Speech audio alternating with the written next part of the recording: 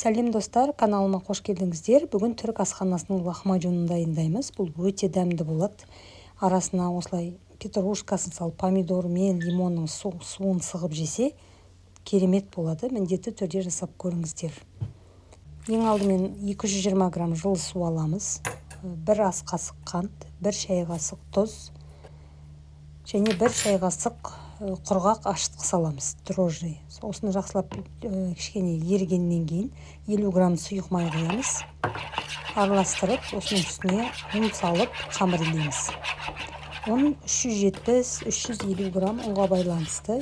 Бастысы біз қолға жабыспайтын жұмсақ қамыр илеуіміз керек.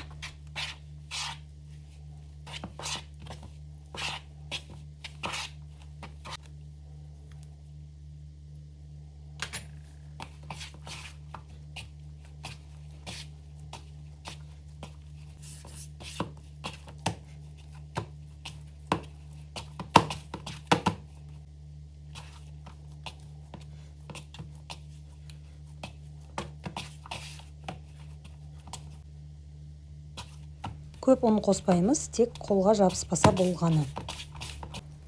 Осы жұмсақ қамырдың бетін жауып, просто бір жерге қойып қоямыз 30-40 минутқа. Оған дейін біз енді салмасын дайындаймыз. 350 грамм фарш керек бізге. 1 пучок петрушка, ол примерно 40 граммдай. 2 орташа болгарский перец, 2 орташа помидор және 2 орташа пияз. Осылардың бәрін барынша майдалап кубиктап тураймыз. Не болмаса блендердан езіп алсаңыз да болады.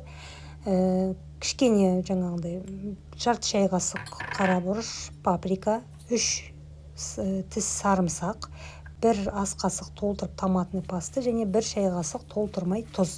Осылардың бәрін жақсылап араластырамыз.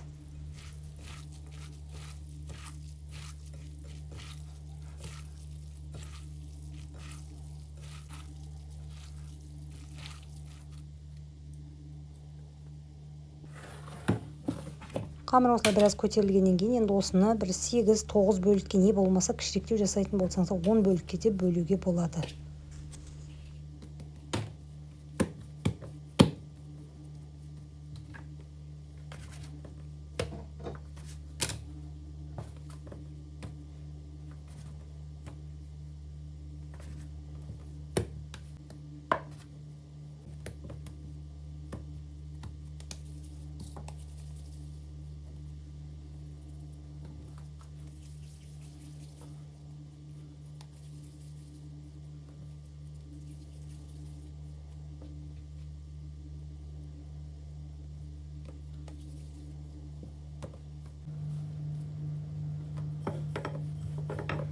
Қамыр жұмсақ, сондықтан ұнға аунатып, не болмаса ұнды сеуіп тұрып жаямыз. Сопақша жасасаңыз да болады, не болмаса домалақ түрінде жасауға да болады.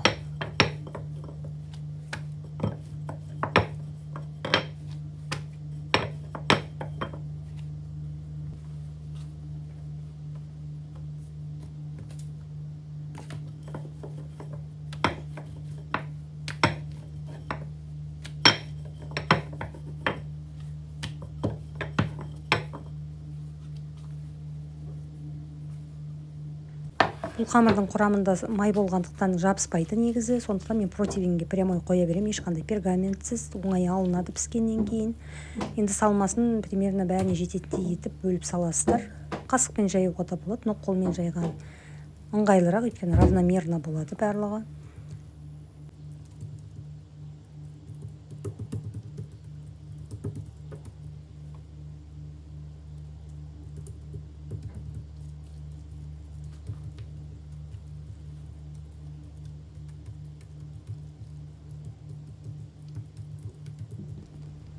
Дайын болған қамырларды алдын ала қыздырылған пеште 220 градуста 15-20 минут пісіріп аламыз.